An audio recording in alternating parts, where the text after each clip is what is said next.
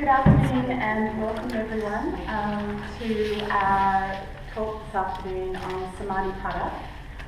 There have been quite a few requests for the recording of people that haven't been able to make it, so I just reminded myself I'm going to try this as a backup. So we are going to attempt to record today. So yeah, please feel free to put some great questions into the recording. It would be awesome. There is a lot of material, even though I've only given you one sheet. Just show you my notes that we're looking at, what we're going to go through this afternoon, and it starts from there and it goes through all the way to there. So there's a lot in there, and I'm going to attempt to get through as much as we possibly can today. This is a really something that's really close to my heart. So yoga philosophy over the years has become probably the thing that has sustained me most in all various life challenges and life conditions in my personal growth. And that doesn't mean just in my spiritual study, that also means in my daily life interactions. So if I have a conflict with someone, if I'm feeling lonely or despairing, constantly going back to the texts and the teachings has been what's brought me through to greater and greater levels of peace and contentment and containment within and capacity to meet those situations without being imbalanced and staying as steady as I possibly can. So for me it is a very, very important aspect of the experience of yoga. And it is the fuller experience of yoga because, as many of you I know understand, that asana is just one of the limbs of yoga. And in the Vedic traditions, the limb is considered to be the supporting practice. Not the practice in and of itself, but the supporting practice to help you get more out of it. And so we're going to look at a little bit about the traditional structure of texts as well. But before we start, I usually do start with a chant, so I thought, what better chant to start with than the first three of the Yoga Sutras today. As I'm going to talk to you shortly, I believe that everything you need to know is in the first three sutras.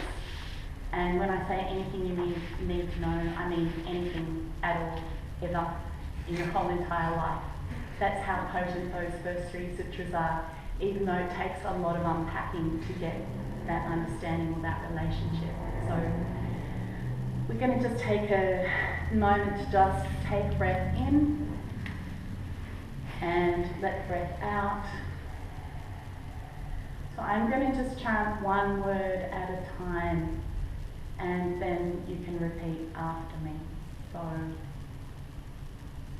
Atha, Atha, Yoga, Yoga, Anushasanam, Anushasanam, Yogas, Yogas, Chitta, Chitta, Vritti, Vritti, Nirodha, Nirodha, Tada, Tada, Drashtu, Drashtu, Swarupe, Swarupe, Vastanam, Vastanam, Atha Yoga Anushasanam, Atha Yoga Anushasanam, Yogas Chitta Vritti, Yogas Chitta Vritti, Nirodha, Nirodha, Tada Drashtu, Tada Drashtu, Swarupe Vastanam, Swarupe Vastanam. And last time, all together, the whole thing. The words are on the sheet. Atha Yoga Anushasanam, Atha Yoga Anushasanam, Yogas Chitta Vritti Nirodha, Yogas Chitta Vritti Nirodha, Tada Drashtu Swarupe Vastanam, Tada Drashtu Swarupe Vastanam.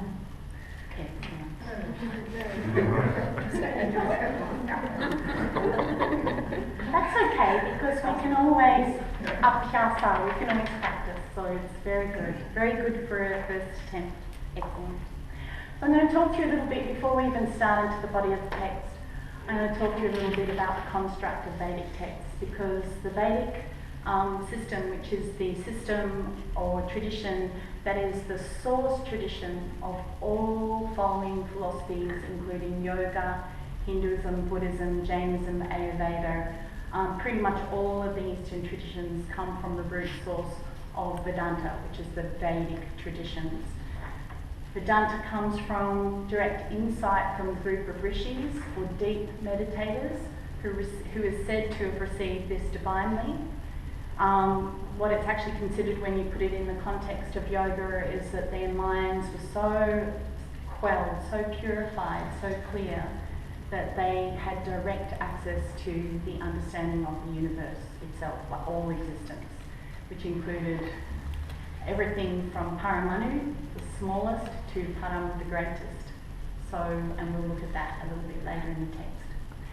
So, we're looking at information that was immediately received and experienced, and as it was shared, was written down. And the Vedas are considered to be the earliest texts known to man.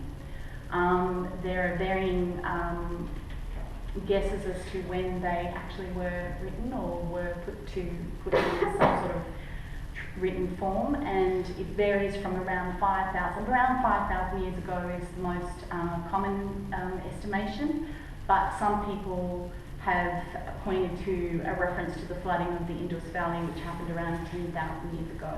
So we don't really know, we just know they're very old. It's quite ancient wisdom, and it's said to be the first known texts to man. In the Vedic traditions, they started always with a structure. They had a structure, and usually it was 4 padas, 4 chapters, and 4 is a very stable number. So one of the angas, one of the Vedangas, one of the support limbs of the study of the Vedas is actually Jyotish, and included in that numerology and understanding of the different cosmic information that comes from the natural universe. And 4 is considered to be a very stable number, and that number, that stability, provides you with the foundation for life, living and knowledge, and also liberation. So 4 chapters, usually the first chapter outlines your goals or your intentions, what it is you're aiming for. So that's what we're studying today, the Samadhi Pada.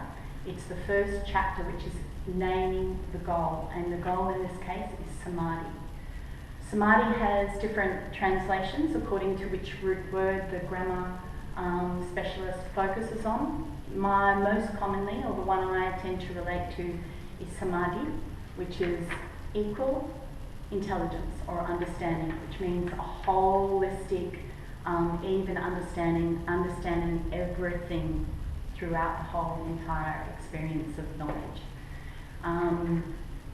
And there being no differentiation in the areas of understanding, no error, no distractions, just pure undifferentiated knowledge. So that's the state of Samadhi.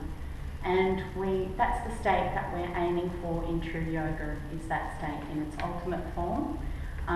When we talk about a consciousness, a supreme state of consciousness, the name Brahman is sometimes given, as opposed to Brahma, the deity, the Hindu deity. Brahman is that state of supreme consciousness, the being or the state of consciousness that has been attained through the practices to complete liberation, complete undifferentiated understanding. Some other definitions include holding together, joining, yoking, and also to just to unite consciousness and the individual and the greater consciousness. So that's our intended goal.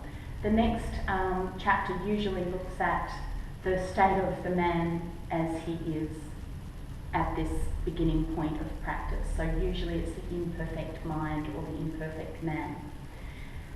Usually there are some ideas or suggestions given for how that imperfect man can get into condition to begin the journey. And then he begins the journey, which is the third chapter, the Vibhuti-pada. In the Sutras case, it's the Vibhuti-pada, and finally he attains the goal, and he then has a perspective or the understanding of that goal. In the case of the Yoga Sutras, that chapter is Kaivalya-pada, which is the chapter of liberation, the liberated mind.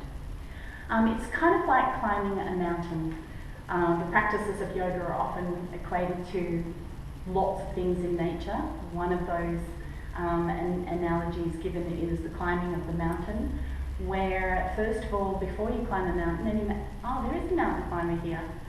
I was going to say, there's two mountain climbers here. Excellent. Though anybody who actually seriously climbs mountains and wants to climb a really high peak knows, first step is preparation. So planning first. So planning is your first step. You must do the planning. So that's what the Samadhi Pada is. It's telling you what your goal is. We want to climb the mountain, and it's helping you to plan for that process. And then you go into the next stage, which is the training stage. You've got to get into condition first. You can't just go, I'm going to plan and I'm going to leave on this day and I'm going to do this and this and this and here we go. You have to actually put in training to get into condition, and that's what the second chapter is about. The third chapter is about the actual journey itself, and the fourth chapter is the attainment at the peak, the attainment of that consciousness. Now, as we go through the talk today, I'll also refer back to this image of the mountain, because a lot of what we need to do when we go up that mountain, the more baggage we carry, the harder that journey is. So a lot of the practice of yoga is about liberating ourselves from that baggage, which in yoga case is our stories, our thoughts, the chitta-vritti, the emotions, the emotional baggage that we carry, and letting go of that to make the journey lighter and easier so that we can raise to greater and greater heights. So I think it's a really good analogy, that one. I like that one a lot. Patanjali was said to live again somewhere a few hundred years before or after Christ, depending on who you study or who you research, who the researcher is. So around about the same time as Buddha, maybe slightly before Christ or maybe around Christ, but in that general era where there was certainly some great minds came shining through in that few hundred years, was quite a potent time for the path of spiritual exploration. The name Patanjali is said to come from Pata and Anjali. So Anjali, we know, is the heart mudra. So everything is coming back to the path of love, to awakening love, which is the undifferentiated state, when you're in that state of pure, undifferentiated love, bliss, union. This is what we're bringing it back. We're offering from the heart and we're offering to the heart.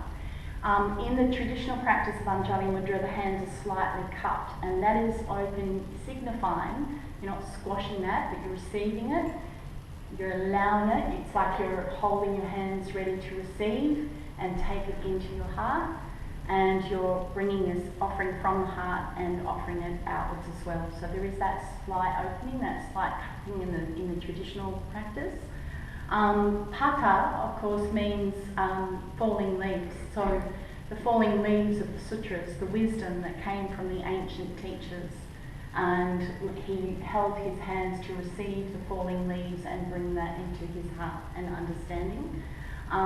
The other interpretation or the other definition or meaning of the word pata is serpent or snake, and you often see Patanjali, the image of Patanjali, you often see him, the bottom half of his body is the coiled tail of a serpent, so signifying the kundalini energy. That is your potential, the potential of who you can be, not just this limited experience of us as who we are, but the full potential of who we can be. You often see him with between 7 and 1,000 snake heads over, so when that awakening happens, when that blossoming of potential happens, it is both protective and brings wisdom. So the head is generally considered to relate to wisdom, and so you have 7 heads or 1,000 heads, depending on the depiction, and it's indicating great wisdom, not just ordinary wisdom, but extraordinary wisdom. And also because the snakes are bowed over, the cobras, they are bowed over him, protecting him from the rain or from anything that could harm or fall upon him. So that wisdom, that light, that illumination protects us from things that might otherwise cause us harm or distress. And the other aspect is that he's got his hands in Anjali Mudra, so we talked about that. He also holds a conch, which is the shell, which is in the olden days was the horn that called you to the battlefield, and this is the call to action. So it's telling us that we must act. If we want to escape, on the other hand, he has the discus or the chakra, which is representative both of the wheel of samsara, so the cyclic nature of existence that we constantly stay in when we swing back and forth between our desires and our aversions, our likes and our dislikes. And it also reflects the tool, chakra, which can help us, when we use it effectively, can help us slice through those cravings, those aversions and those attachments. So in actual fact, we have abhyasa, call to action, and cutting our attachments via ragya, so dispassion, which we will talk about in the text. So we have pretty much everything you need to know about the text is in just this image of the Tanjali. We have a potential that we can reach, which is illumined wisdom that is both protective and immense, expansive, that is a renewed version of ourselves, that it comes from the heart and is given to the heart, and that calls us to act, calls us to both act and to let go, act and surrender, which are the two of the main platforms upon which he bases his teachings. So it's a pretty potent image, that one. You can have a look at this afterwards if you like. So I have got lots of notes with me today because there is a lot to talk about, and I probably will have a mind blip at least once or twice during the session. So I am going to just make sure that I move by so that I can keep myself back on track pretty quickly. So we're going to begin at the beginning. Oh, there is one last thing with the Yoga Sutras, the 4 chapters in this particular case were said to be devoted to, written for, one of the theories is that they were written for 4 of his students. The first student, Kritanjali, was a very advanced student. So that first chapter outlining the goal and some of the tools, some of the methods of getting there, it's actually a very advanced chapter. So if we unpack it, so the way that a Vedic text is written is that we are given a premise, the goal, and then we unpack it. It's like we're given this big box, and on the top of the box it says Samadhi Pada. And we're like, oh, okay, cool, here's the Samadhi Pada. And then we open that, and inside there's a box saying, Atha Yoga Anushasanam. Now we're going to explore yoga. Now, Anushasanam literally means instruction, which includes the goal, the methods, and the outcomes. So that's what Anushasanam means. So it's a really hard word to translate in English. You'll hear it translated lots of different ways. Now is the experience of yoga, now is the understanding of yoga, now is the discovery or the learning of yoga, but it has a specific meaning in Sanskrit. It is a form of instruction that includes within it the goal, the methods of getting there, and the fruits of that goal, and also the obstacles. So that's what we're going to look at, that exploration of yoga. And Atha, this is a very powerful word. So Atha, in Sanskrit grammar, interestingly enough, grammar is actually considered to be one of the Vedangas, one of the necessary tools to fully understand the Vedas. So even through the practice of, or even through the study of the grammar itself, is said to lead towards enlightenment, just studying the grammar. And my Sanskrit teacher, he was pretty amazing actually. He was not a spiritual practitioner at all per se. He was interested in linguistics. He was interested in the linguistic study of Sanskrit. But as he studied the grammar, his mind started to change and condition. and he started to pierce beyond the words and the structure of the word to the inherent understanding within, which is one of the stages of Samadhi, actually, Samadhi, which we'll talk about. And naturally his mind started to awaken, and he then became a yoga practitioner based on his initial linguistic study. So quite interesting. So atta, the word atta is an adhikara, and the adhikara in grammatical sense is a word that denotes something auspicious, something significant, the beginning of a text, and the cornerstone upon which all the rest of the text rests on. So this is the box that I was talking about. So I actually talked about it for the chapter, but atta is actually the box that contains this whole understanding. The whole of the Yoga Sutras begins with this box, atta. Now, atta yoga anushasanam. Now we're going to explore yoga. And yoga goes on to be then defined, because it says now we're going to explore yoga, and we're like, well, what's yoga? Before we move on from atta, I'm going to say a bit more. This is how the whole of any of the Vedic texts works, and so does the sutras. It gives you some information, and then it unpacks that bit of information. And then when you open it up and start unpacking, it then gives you the definition for what it's just explained in the previous sutra. And then you might come across a word or two that needs further explanation, and there are more boxes inside of that that explain those words and those concepts. And then you might need explaining of some of the words and concepts used in that explanation. Then there's another box inside of that you unpack. So it's a constant unpacking that begins with this one initial sutra, Atta Yoga Anushasanam. That's the box that we're given, the big box. And then right at the end, the final word is Iti. And that is the end. And we've got Atta Iti that contain the whole structure. So, and then we know when we see Iti, we are reminded, and constantly throughout the text, we are reminded to come back to the initial definition, because this is what everything rests on. The whole sutra is about this. Atta Yoga Anushasanam, looking at the goals, methods, obstacles and fruits of yoga. That's what this whole text is about, and it's all in that first sentence. The other interesting thing about the word atta is that it means now. And so some people go, yes, it means it's indicating auspiciousness, or it indicates, are you ready? It's like, and now for the news, or something like that. It's indicating a break from your other life, from whatever else you're doing, and dedicating all your attention here. Of course, the other interpretation of atta, meaning now, is that here is the only place that you can understand and experience yoga. Not in the past, not in the future, but here in this present moment. Fortunately for us all, I'm not going to go into so much depth about every single sutra, or we will be here for like 5 weeks. That was one sentence. We've just covered our first sentence in the sutra. So you can see how dense it is, how dense with understanding and study. I personally have about 8 books, plus the notes from my philosophy teacher, plus the notes from my Sanskrit teacher, and I'm constantly having to refer to all of them to look at different aspects of this teaching.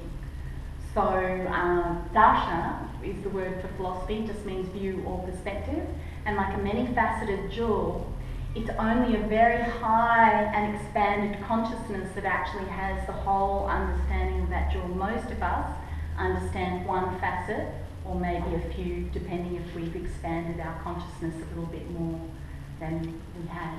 So we're looking at expanding our understanding. So for me, in my limited understanding, when I take on the views of multiple books and teachers and texts, I'm expanding my capacity to understand what's being explored in this text. Okay, so... Is that a good way to do it though? Because I get a bit, there's different books, Iyengar's, Patanjali's. Yeah, that's a very good question, Paula, and very appropriate.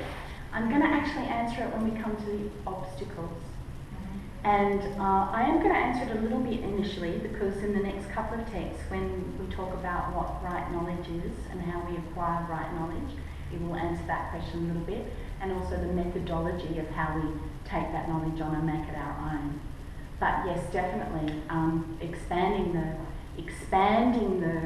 the perspectives is definitely very valuable. But trying to make one be right and the other wrong can only lead you into problems. And also trying to only look at this way, that way. You've heard the old story, have you, about the red and white ball, the giant red and white ball? There's a giant red and white ball in the middle of the field, and 4 men come in, each from each corner of the wind, so one from north, south, east and west. And the north one goes, wow, a giant white and red ball. And the man at the west says, what are you talking about? That's a giant red ball. And the man from the south says, what are you talking about? That's a red and white ball. And the man from the east says, I don't know what you guys are on, but that's a giant white ball. So they each have their perspective. We need to expand or raise our viewpoint to be able to understand the whole picture. And that's what we need to do, not just from taking different views, but then to use those different views to raise our conscious awareness to see that whole picture in its entirety, to expand the understanding, not to fragment it. So we'll talk, that will get answered when we talk about Shravana, Manana and Nididhyasana and Pratyaksha, I'm so glad you're covering all that. So yeah, so we will be looking a little bit at that. So yeah.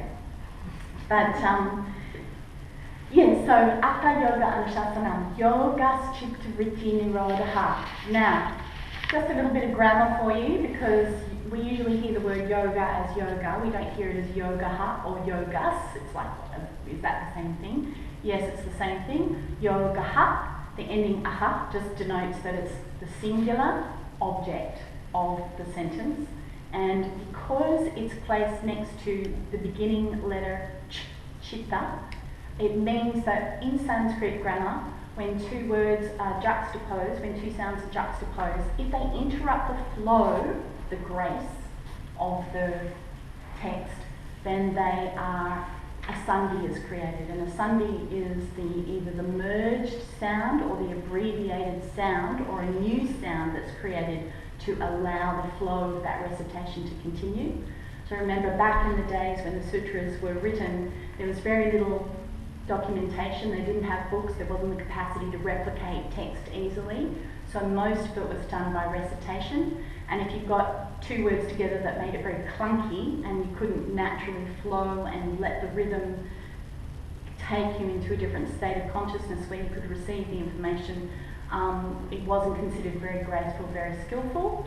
And Chandra, which is the meter of the rhythm of the text, is considered one of the Vedangas, one of the limbs that support your understanding of the Vedas. So sometimes you'll see these slight differences. So when a aha and a chit are together, the sandhi is yogas chitta. So if I go yoga chitta, it's not as smooth as if I go yogas chitta. So just smooth it over. So you will notice some things like that. When you individually take the words apart and put them back together, they do slightly change in form. Yogas chitta vritti nirodha. Yoga is the nirodha. Nirodha means the quelling or restraining of the chitta vritti. The chitta is considered the mind stuff. I don't know how else to explain it than that, but the substance or the stuff that forms the material aspect of the mind, what the mind is composed of. Not its functions, which are manas, buddhi, ahankara, but we're not going to look at those today, but the actual stuff. And chitta also contains smriti, which is all of the memory. So it's like a big ocean of thought waves, thoughts and memories and emotions and knowledge that's all collected in this. It's like the cloud in modern terminology. It's like the cloud. We're not reading it in a book, it's not in a book, it's in the ether, but it is that understanding in the individual container of that understanding is the chitta. And the vritti are the waves. So wave, literally vritti just means wave. Rudha, Nirodha comes from, it's also the same root word as the goddess Rudra, and her function was to pacify storms, so to calm down storms. So when we look at what happens when there's a big storm, if we've got a lake and there's a big storm and the wind comes, all the waves get whipped up and they're erratic, and the feeling in that moment is not usually a peaceful feeling. Usually the wind's going everywhere and we feel very scattered. Initially, if we're very tamasic, we might initially find it bracing. We might actually find it, oh, this is really giving me a pick-me-up. But if you stay in that state, you get a bit scattered, a bit disjointed, a bit unable to function. It disperses your capacity and you're just like, oh my God, what's going on? This, that, you're not focused. You haven't got a good, clear, focused mind in that moment. And that's what our emotions do to us. So it's been scientifically proven when you're in a state of anger, you are not rational. So anger is one of the vritti that creates a strong reaction. And most of us have experienced that state when we almost seem like we're outside of ourselves. We almost seem like we're not even there. When we're in a big state of anger, we can't even connect to our normal selves. So that's a big vritti. It's said to be that there are vrittis that are quite big and erratic, and there are other vrittis that are smoother and more relaxing. And eventually we want to calm all of the vrittis. So the emotions that create a lot of disturbance, they're considered to be the erratic vrittis. The ones that are more calming and pacifying, they're the smaller, there's less space between them, so they're not as close together, not as frequent, there's less highs and lows, they're much closer to the middle way or the middle path. So one of my teachers used to talk about the pendulum swing between the opposites, the polarized opposites. So the vrittis, as it goes up, down, up, down, up, down, up, down, or even up, down, you're still living in a duality, you're still going up and down.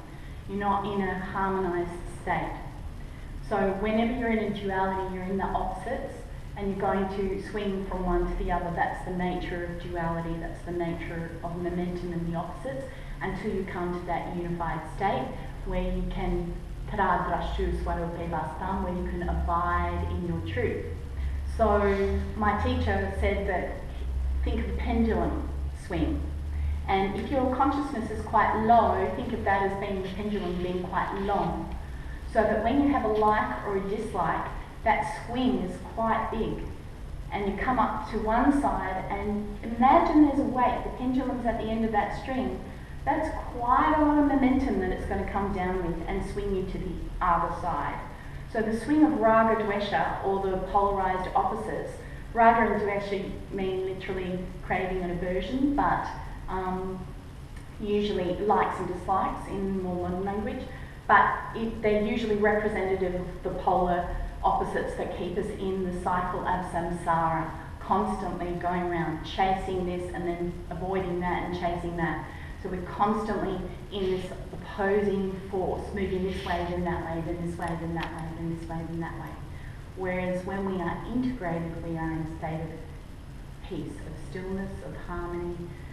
In the natural world, so the world not of consciousness, but the natural world, everything that you see around you, we are all part of nature. Nature, in this case, is called prakriti, and so everything in prakriti is in this dual world. So we are all in it.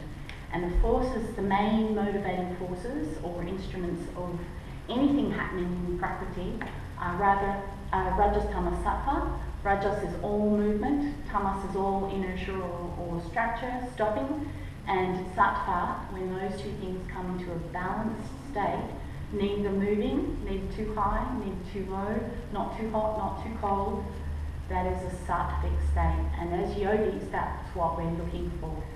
Because when we're in a sattvic state, we are on the middle path, we are on that middle track, and we are going up. And when we raise our consciousness up, our swing gets smaller because the pendulum swing gets smaller and smaller and smaller until eventually the vibration is so minute that it has become one. It's actually merged into itself and become one unified experience. That same teacher, John D. Martini, he actually also equated it to, in quantum physics, that when you have a negatively charged ion and a positively charged ion, when they reach exactly the same level of charge, they collapse in on each other and they birth a photon, which is a particle of light. And light in Sanskrit, or at light in the metaphysical world, is considered knowledge or truth. So bringing us away from the opposites and collapsing into that central path births light. Pretty good, huh? So, tada, drashtu swarupe vastanam. So, and then, tada, tada drashtu swarupe vastanam. Then the viewer, so drashtu refers to the person who is witnessing this events of the vrittis going crazy. Tada drashtu swarupe vastanam. Vastanam means to abide in, to live in. It's a sustainable state. And swarupe is one's true essence or true form. So when we are able to be present in this middle state, not future, not past, but here in the present, and we're able to quieten down all of those distractions and stories of the mind, everything that takes us away from the state of pure, absolute clarity and truth, we are able to relax and just be in that state. It's a very beautiful state. Having been the other day when I was there, I wish. We can have glimpses, and we will talk about the stages of Samadhi. So there are stages and levels of Samadhi. There is only one ultimate permanent state of it, which is the ultimate goal. On the way there is levels of attainment, and there are levels of Samadhi, but they all have within them seed the possibility of coming back into the world of nature and of the opposing forces. So right into that permanent state, less likely, the higher you go, the less likely you are to come back down, but especially in the early stages, all you have to do is stop practice or stop paying attention for a while and you can slide right back. So has anyone noticed how, I don't know, maybe they've been to Vipassana or something and they've attained a certain state of being or awareness or understanding after that concentrated practice, and then they come back and they fully intend to continue that practice, and maybe they do for a week or two, but then life gets back on top of them, and when they come back they're all peace, love among beings, and yep, I'm really calm, and oh yes, calm, don't just go ahead in front of me, I don't mind. You're in quite a different state of awareness, but then a few weeks down the track when life creeps back in and your practice diminishes again, and then the light, the flame that you feed is the light that will light your way. So your practice flame has not been fed and your desire flame is being fed, and suddenly you're back into all of those old emotions and patterns again. So that's why, because we can slide back down if our effort is not constant. And so that's why one of the main practices is Vairagyana Abhyasama, and we'll describe Abhyasa, which is practice, as we go along as being sustained over a long period of time. And relentless, never stopping, so we can never stop our practice. The only time we really are safe to stop, no, not safe, we won't need to practice anymore, is that final attainment of Samadhi. So, we've unpacked a definition of yoga, and now in that definition we've got yoga, chitta, vritti, nirodha. So we're like, well, what are the vrittis? Well, I've explained them a little bit, but potentially also explains them for us. So the next one is vritti sarupyam itaratra. So outside of that experience of the waves being completely still and us recognising the truth of who we are, everything else is conforming with waves. So everything else is just believing the stories of the mind. And then he goes on to describe Vrittaya, Panchakaya, Ha, Klishta, Klishtaha. So there are 5 main categories of waves, both painful and non-painful. Now I haven't put everything here. I've put some things in your list. I thought I'll just include some of the things that might be worth thinking about later, or things that you can actually practice when you lead this talk. So not everything's on here. This is literally an index of the chapter and a few little bits and pieces put in for you to consider later and perhaps give a go at practicing later. So what are those 5 waves? And he's kind enough to tell us. Now some of them are pleasant and some of them are unpleasant. We're not really putting a judgment on them. So usually we do tend to judge things like anger or jealousy or greed as being negative, with love and compassion and generosity being positive. Eventually we have to even quell those waves to get to the ultimate state. But one of the techniques given in the commentaries, not exactly in the Sutras, but one of the techniques given in the commentaries, is that because the big waves are further away from that stillness, we consider them negative, I guess, because they are taking us away from our goal. So you have things that take you parampula or anakula, towards the shore or away from the shore, towards kalyana, which is auspiciousness or attainment of the goal, or to pata, which is inauspiciousness. So we always at any given time have the choice of where we want to move, towards our goal or away from it. That's it. There's only 2 choices really. If you take nothing but that home, you've got a really good tool to work with. Anything that takes you towards the goal is said to accumulate in its samskaras and its residue and its imprints. The imprints or consequences of the actions are called samskaras. And we accumulate samskaras from positive actions that allow us to build a reservoir of kalyana, auspiciousness, or add to our ocean of liberation, our internal ocean or reservoir of liberation. The things that we do that take us towards pata get us to add to our ocean of entanglement. So we at all times have choice of, again, the quite popular story that's around at the moment of the 2 wolves, and which wolf wins, the one that you feed, which flame burns higher, the one that you feed, which reservoir gets more full, the one that you contribute to through your actions. So a lot of these teachings through all cultures, not just through the yogic traditions, but through most cultures, have an understanding that your actions, you have a choice in your actions, and that they take you either towards or away from where you want to go. So pramana viparaya vikalpa nidra smurtayaha. So pramana, valid cognition, right knowledge. Viparaya is wrong knowledge. Vikalpa is imagination. Nidra is sleep, and smriti is memory. So I'll talk about each of those.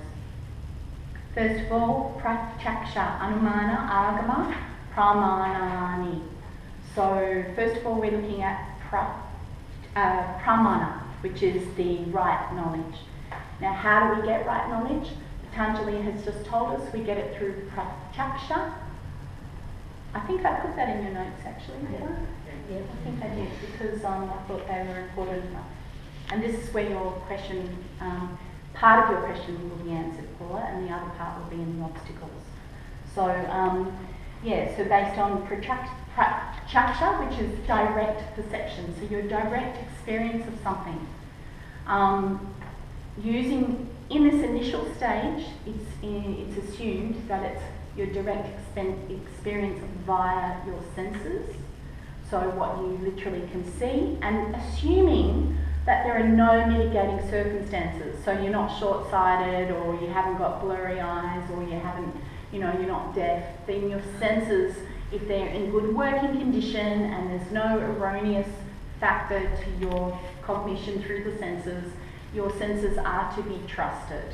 what you can see, feel, hear, smell, taste, and that's your direct experience. Now, in the later practices, it's talked about the knowledge that comes from learning and what you're told, and the knowledge that comes from direct experience. Now, in those later sutras, which we will look at today, it is about your direct experience of awakening. So, is being the higher experience. So, but here we get to have an experience. We get to understand that that's part of our method of collecting knowledge is through our direct experience, whether it be our initial direct experience, which is our senses, or our supra senses eventually. The next one is anumana, which is sometimes called inference and sometimes called reasoning. So if we're given some pieces of the puzzle, we've had an experience before, we can sort of work out, yeah, okay, there's smoke over there. Usually when there's smoke, there's fire. There's probably a fire over there. So that's an example of, that's quite a common example given of anumana, the inference or reasoning. You reason through to come to a true understanding of something. And the third one is agama. And now agama is another word for the Vedas, and it's another word for texts. And agama means that valid testimony. That's how it's often translated, as valid testimony, which comes from a trusted source, a tried and tested source. Now that can be ancient texts like the Sutras or the Bhagavad Gita or any other text, Buddhist text, whatever text you are drawn to and you study. Or it can be from a trusted teacher, someone who's done the study for you and is sharing that study. Now, how do you know if they're to be trusted? So we never encourage you to take things on blind faith. Yoga doesn't expect blind faith. So this is how you know. You practice Shravana, Manana, and Nididhyasana. So if you hear something, so-and-so says the world is round, and so-and-so says the world is square. Okay, I've got two opposing views. Which one do I believe? Which one do I take on? Do I listen to it? I hear it? I take the information in? I contemplate it? I go through some reasoning, which is the previous vritti, prachaksha pramana vritti, which is inference or reasoning. Most of the other teachers I know say it's round. So, if 10 teachers say it's round and only one says it's square, sort of lends to the round, but then you go and test it out yourself. Of course I'm giving a ridiculous example because you're not going to go travel around the world, or can you go out into space and look back and see that the earth is round and not square? So then you go and test it out. But say for example, and we're not going to go through it today, the eight limb path is in the second chapter, but so one of the niyamas is satya, telling truthfulness will bring you harmony between you and others. So, okay, I'm taught to practice truthfulness. Is that going to bring me harmony with myself and others?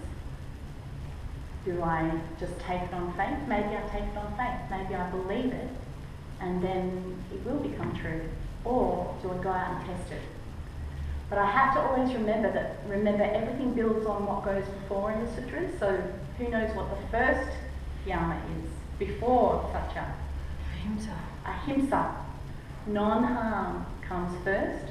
So that truth has to be non-harming. That's one of the ways of knowing if it is truth or not truth. So if I just say to someone, oh no, that dress looks terrible on you, is that truth or not truth? So a lot of people get mistaken and think that's what truth is, but you have to look around. You have to use anumana.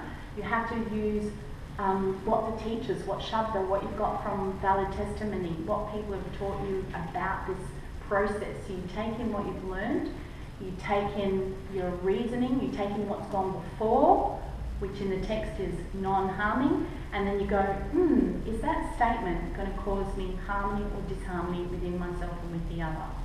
And if the answer is disharmony, then it is not truth. So Rami, my philosophy teacher, he says that truth has to have the quality of being useful and pertinent and getting the result. And Kath and I went to a channeler, what was she? A one of the speaks to dead people, those ones. Clairvoyant. Clairvoyant. Medium, that's it. This is many, many years ago. We went to a medium, and she started telling us about the planet that she came from and how it was made of, I think it was green emerald on the outside and purple crystal on the inside, and how when you hear thunder without seeing lightning, was that what it was? Thunder without lightning, that it's actually the intergalactic spaceships having a battle, and we're like,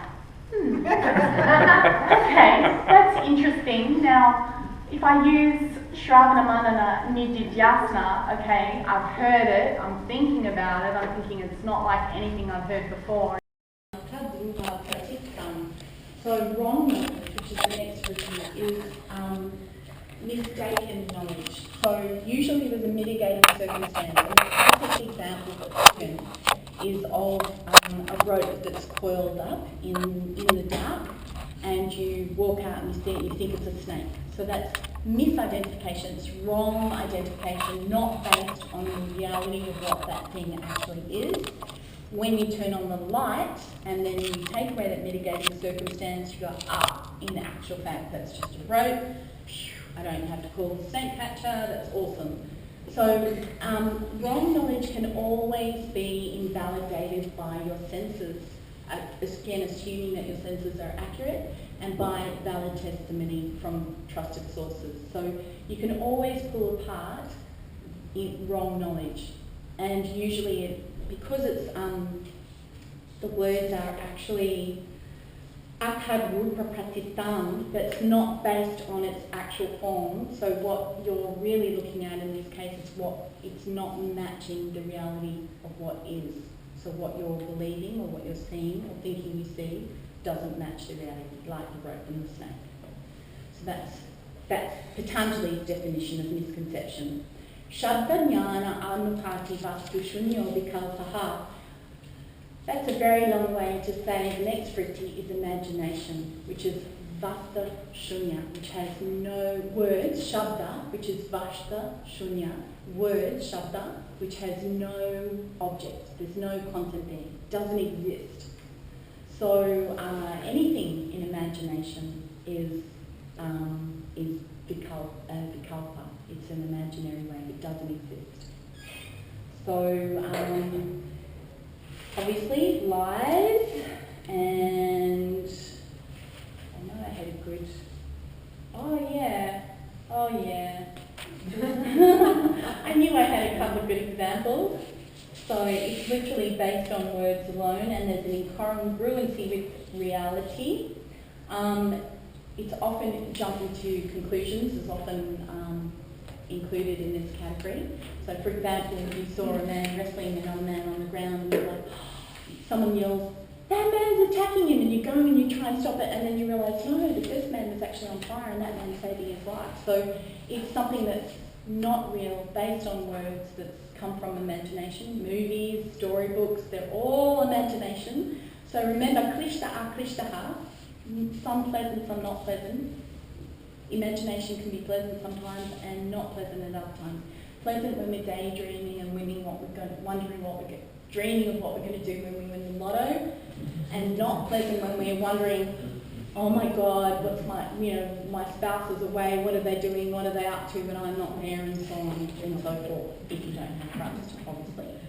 So another imagination, when you look at clouds, there's a dog in that cloud. Well, is there a dog? No, there isn't. But your imagination, once the words are spoken, someone else 9 times out of 10 goes, where? Oh yeah! And it becomes real, based on words alone, not on reality. I had a friend that was had such a strong vritti in this, that he's a real estate agent, and one day I heard him on the phone, and he was talking to a prospective buyer about a particular house. And he said, yeah, my house is exactly like that. Yep, I've got 2 bedrooms upstairs, and what I've done with the bathroom is blah, blah, blah. And he actually believed it. Now, I knew his house. And after he got off, I said, what are you talking about? Your house is not like that. And he went, oh, that's right. He actually had believed his own words. Now, that's a very strong vikalpa vritti. That's wrong knowledge, true vikalpa vritti. That's very strong. but he actually did believe it. Shabdanyana anupati vashtu shunya vikabha, we just talked about that. Abhava pratyaya anambana vritti nidra. Now nidra is sleep. And sleep is not an absence of thought waves as some people suggest. It is actually a specific kind of vritti, a specific kind of wave. So if you imagine that all the active waves are going this way, wave, wave, wave, and then a big sleep wave comes this way. All it does is it sends your wave into conformity with the sleep pattern, not the activity pattern. So it is not, when you wake up, your consciousness is still there. You are still you. Your cognitive faculty does not disappear.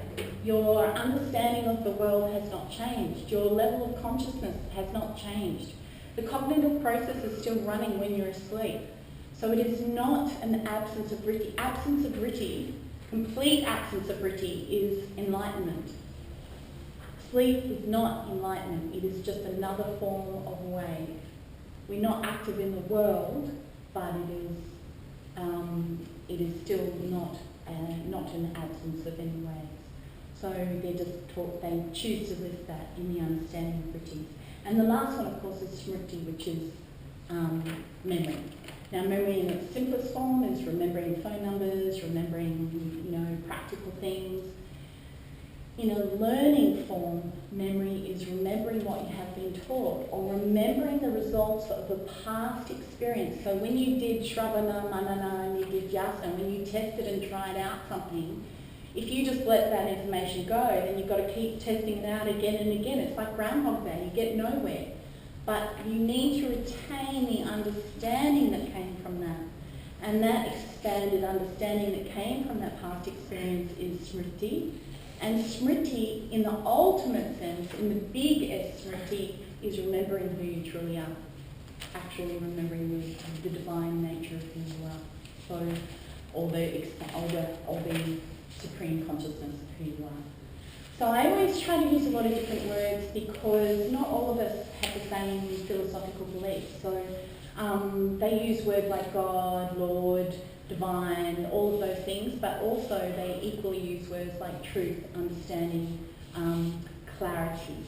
So ultimate clarity, when you've got a pond and there's lots of waves, lots of vritti, it stirs up all the mud and the dirt and you can't see through to the bottom of the pond, which is the truth. So when those waves become still and there's a clarity there, you can see straight through and you can see you've got supreme understanding. So when there's never going to be any waves again, you can always access and see the truth.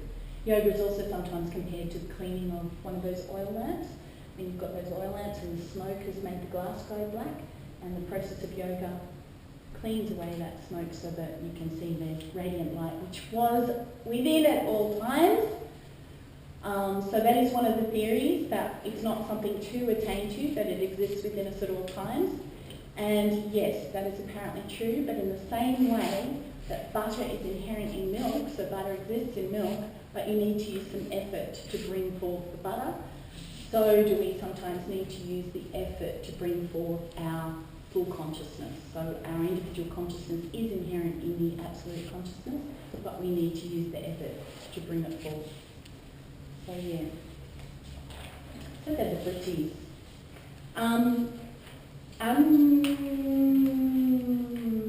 Nidra and smriti. Apyasa vairagya pyam tan nirodha.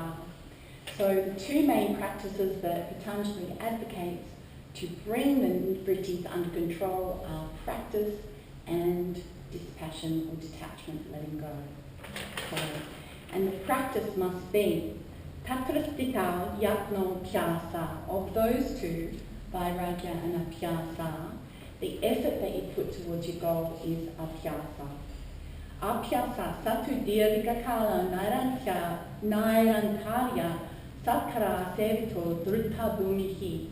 So for your practice to become established, it must be dirghakala, over a long time and without stopping, sustained ongoing practice, as we were mentioning before. Drishta Anusravika Vishaya Trishnaya Vashikara Samya Vairagyam. And detachment or dispassion is the understanding that you have when you are free from your desire. So it's not just a normal understanding, it's actually empowered. Vashikara, it's actually Vashikara, empowered understanding, which means it's very potent and it signifies a level of attainment. For you to have mastered your senses, to overcome the pull of your desires, to be liberated from the senses is a very empowering state. And that understanding is vairagyam. That understanding that you are no longer controlled by your desires is vairagyam, according to the Sutras. We'll go into that a little bit more in a second. Tat param prusha kyate guna vaitrishnam, and especially potent when you have actually overcome the effects of the gunas themselves. So raga, dvesha and sattva, as I said before, being the three activating principles in nature. So all of the opposing forces, hot, cold, heavy, light, whatever those are, they impact on us and they influence us in some way. But when we remain undisturbed, no matter what's happening, whether it's hot, whether it's cold, whether it's fun, whether it's not fun, whether it's pleasant or unpleasant, when we remain undisturbed, when we remain able to maintain our clear, calm mind, no matter what is happening, then we have attained vairagya. That's the practice of vairagya, letting go or dispassion, and the highest form is overcoming all the polar opposites. So we must practice both. Vairagya or dispassion, without abhyasa, can lead to rigidity and ego, and also can disconnect us from the people around us. It's not a loving state. Abhyasa, the practice, keeps us humble and keeps us in the world. They are the two sides of the coin, the two principles that go hand in hand. They're also sometimes called observation and application. The inhale, the exhale, they all go together. You do not do one without the other. Abhyasa without vairagya. So if you just do practice, and no detachment, no dispassion, then you end up in great conflict with your desires. Because you're doing your practice, but you're not doing anything to control your desires. So here I am, I want all of this, and now I want to practice, and now I want all of this, and now I want to practice. So you're in constant war with yourself, and that is not a harmonious state. That is a state of struggle. So all of the practices, the ultimate state is harmonious, unified, integrated. So that's what we want to come to. You must persevere. No temporary failure, no matter how disgraceful or humiliating, should be an excuse for giving up. If a baby's learning to walk and they fall over a few thousand times, do we judge it? No, we don't. It's part of the process. We are always going to make mistakes. Whether we call that mistake an expanding of the container or a breaking of the cocoon or burning down the house is up to us, how we choose to see it. So that we can turn that experience into wisdom, or we can let it dismantle us. Totally up to us what happens. If you are trying to practice vairagya, one of the methods they suggest is to ask, why do I desire that? What's going to come of it? Not just the short-term satisfaction, but what are the consequences and the long-term repercussions of that? So often what we perceive is something that we want, that is pleasurable. If we get it and then we get too much of it, it becomes painful in the end. So for example, chocolate, or and all we eat is chocolate, we then get bad health, stomach pains, bad skin, so on and so forth, and we begin to experience this painful, not pleasurable. But something like discipline, where at first it seems really painful to give up something or to practice and be disciplined, but then we get the freedom of good health or understanding or capacity, and then it begins to feel pleasurable. So we don't judge, we just ask ourselves, what is the long-term consequence of this, and will it take me towards or away from my goal? And that's when we know whether or not to let go, surrender of these. It helps us to let go. It's easy when we're calm to practice dispassion. So like the Boy Scouts, prior preparation is the key. So you do need to cultivate your practices of dispassion, of maintaining your equanimity, your stability, your calmness. You need to do all of the practices that we're going to mention today. You need to do all of those regularly, abhyasa vairagya, pyam tam nirodha, and remembering that it's got to be established long-term practice. You have to do them regularly and over a long term. And then when you come to an occasion that might upset you, you find you've got this reservoir. Remember the Kai Valya Pragbhava, which is the reservoir of liberation. You've got it there to sustain you and to help you through a difficult circumstance. Detachment brings freedom, and again, when we're going up that mountain, abhyasa is the effort that gets there, and vairagya is the letting go of things that are weighing us down as we're on the way up. Sometimes called abhyasa, sometimes called stability, and vairagya, simplicity. So there's many interpretations of how these two principles play out in our practice and in our lives. But when we implement them, they lead us to greater freedom, which is what we're after. Freedom from our vrittis, calm vrittis. Where are we up to? We've done that. So sometimes people, tatram krusha kyate guna by Trishna. So when we do achieve that level of detachment, we gain true knowledge, not knowledge that's generated from our preferences or our likes or our dislikes, our preferences or our non-preferences. Some people consider that vairagya is selfish, and they say, oh, it's all about, you disconnecting, but exactly the opposite of what it truly is.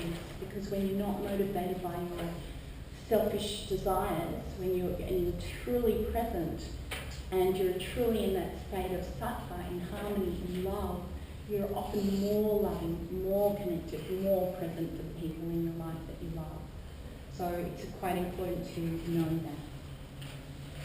There's a really nice little verse in this one. So this is vairagya.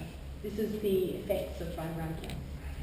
Water flows continually into the ocean, but the ocean is never disturbed. Desire flows into the mind of the seer, but he is never disturbed. The seer knows peace. He knows peace who has forgotten desire.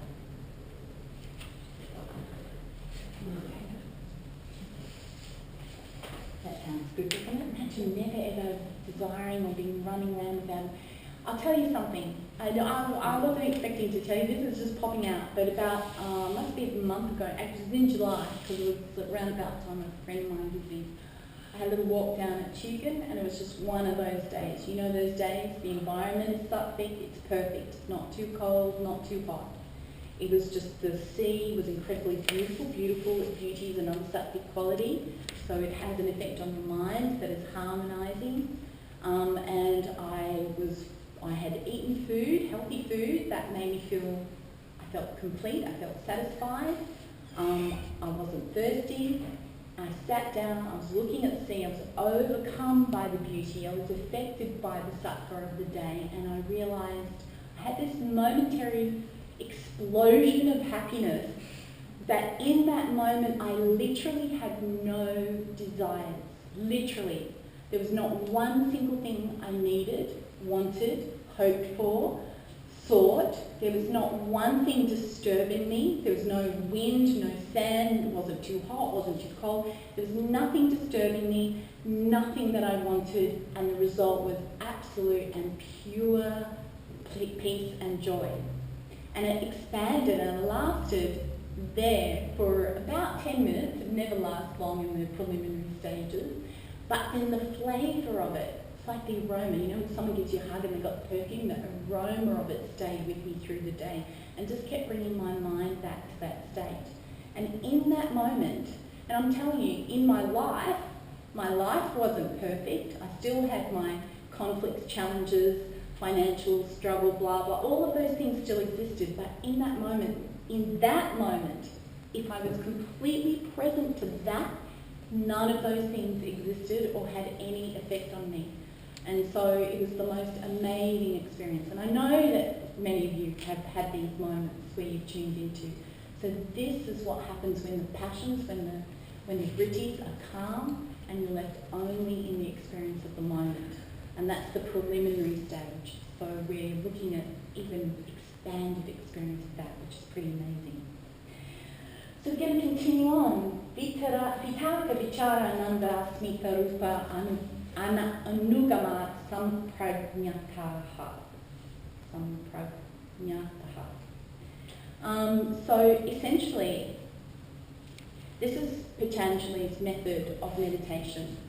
So in the Patanjali system, which is considered to be one of the main 6 classical systems of yoga, in all of yoga, the Patanjali system talks about evolution, or the world coming into being from the subtle to the gross.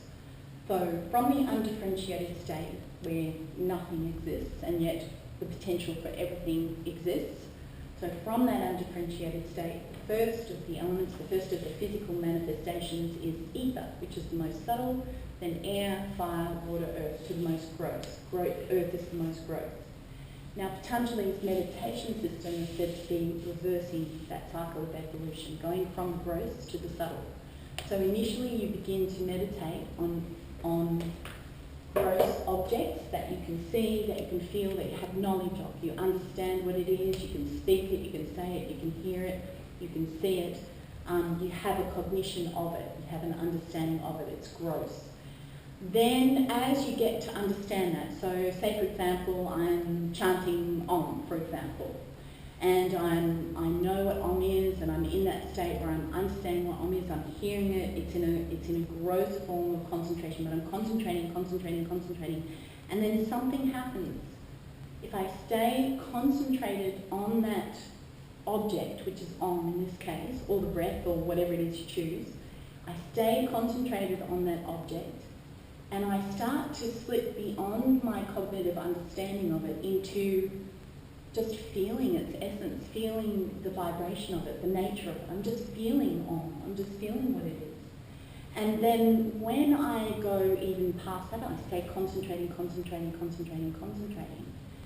And suddenly, even that doesn't exist, and it's just the act of observing that exists.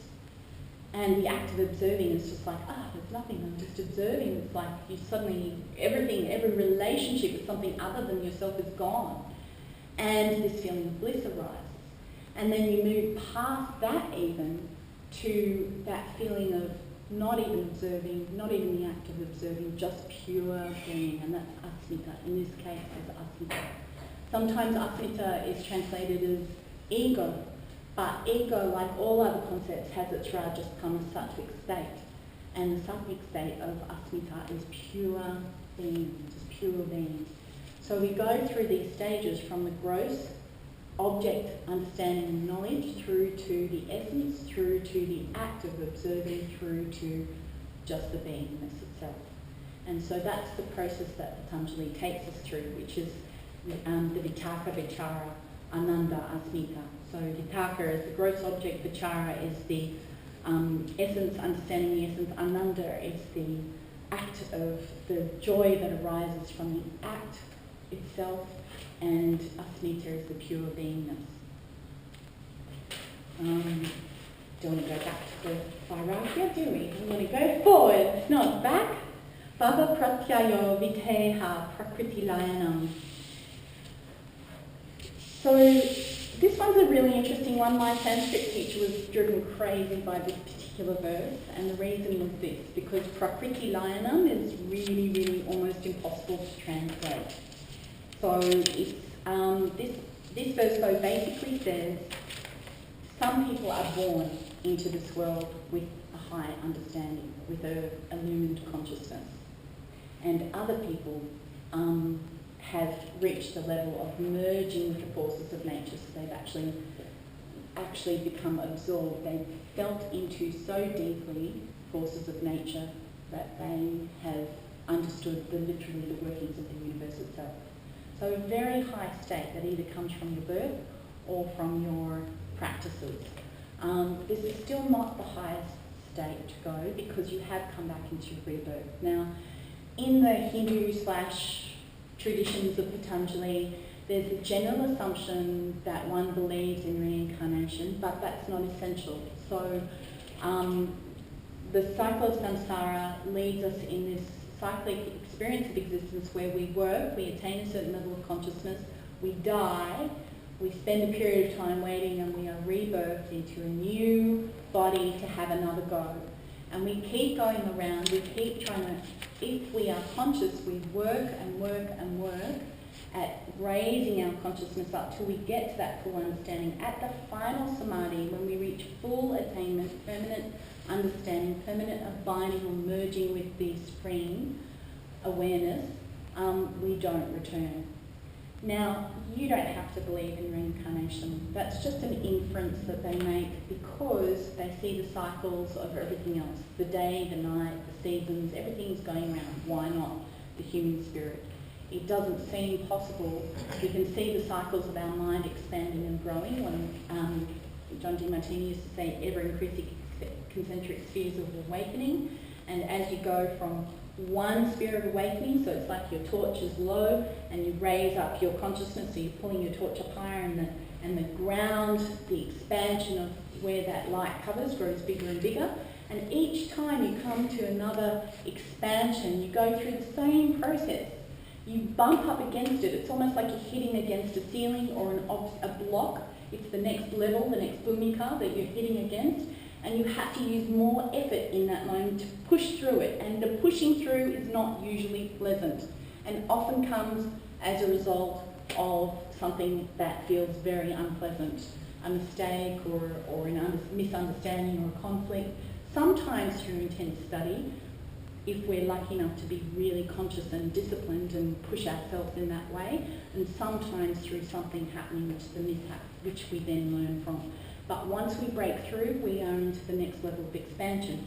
So again, even that's a cycle. So the inference is Yatha Brahmanda Tassa Pindanda. If we're looking at the world and we're thinking Yatha Brahmanda as above, as in the macrocosm, so in microcosm, doesn't it make sense that we also would go through this cycle of evolution in our spirit selves as well? So that's where the idea of reincarnation lies. It's not saying that you have to believe it or take it on, it's just saying this is a possibility. If you don't take it on, you just stay within this